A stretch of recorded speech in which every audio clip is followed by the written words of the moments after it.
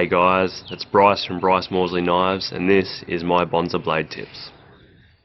I actually have two tips. One is get yourself a notebook in the workshop and make sure you write everything down. So if you're not lucky enough to have a kiln that has a programmable heat treat, then basically get a notebook and write everything down. So every time you use a different steel, write it down, because guaranteed one day you're going to absolutely nail something, nail your heat treat, and you're going to completely forget it. So if you write it down, write your times, write your temperatures, then you'll never forget it and you'll be able to replicate it. Same goes for patterns, you know, for those guys that make Damascus and for those guys that mess around with other sort of pattern welded stuff.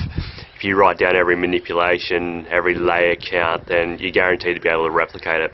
My second tip is get a mentor or find somebody that you really respect and that you get along with, and ask them as many questions as possible and annoy them as much as possible. And you know those guys, if you're keen to learn, they'll teach you everything they know, and that'll make you a better bladesmith or a better blacksmith or a better artisan, a better artist. And yeah, so they're my two blade tips.